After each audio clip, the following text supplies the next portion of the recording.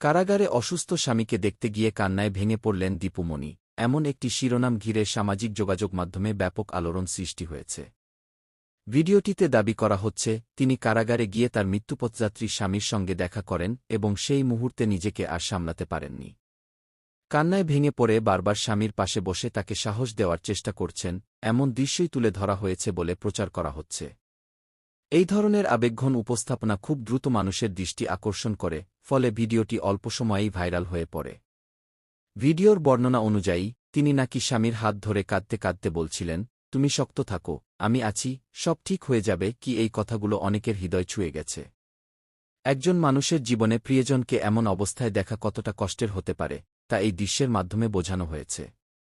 অনেক দর্শক মন্তব্য করেছেন, ক্ষমতা বা পরিচয় যাই থাকুক না কেন, এমন পরিস্থিতিতে সবাই একই রকম অসহায় হয়ে পড়ে। এই ভিডিওটি তাই শুধুমাত্র একটি খবর নয়, বরং একটি আবেগঘন মানবিক মুহূর্ত হিসেবে অনেকেই দেখছেন।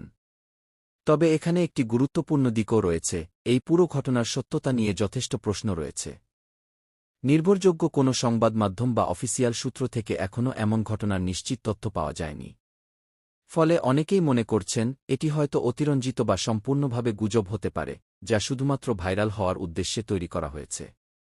বর্তমান সময়ে সামাজিক যোগাযোগ মাধ্যমে ভিউ এবং জনপ্রিয়তা বাড়ানোর জন্য এ ধরনের নাটকীয় শিরোনাম ও কন্টেন্ট তৈরি করা খুবই সাধারণ একটি বিষয় হয়ে দাঁড়িয়েছে। এছাড়া ভিডিওটির উপস্থাপনা নিয়েও সমালোচনা দেখা গেছে।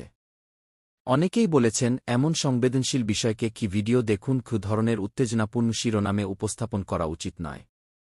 এটি শুধু মানুষের আবেগকে ব্যবহার করার একটি কৌশল হতে পারে, যা বাস্তব পরিস্থিতিকে বিকৃত করে তুলে ধরে। একজন ব্যক্তির ব্যক্তিগত ও দুঃখজনক মুহূর্তকে এভাবে জনসম্মুখে আনা নৈতিকতার প্রশ্ন তোলে। সব মিলিয়ে এই ভিডিওটি মানুষের আবেগকে নাড়া দিয়েছে।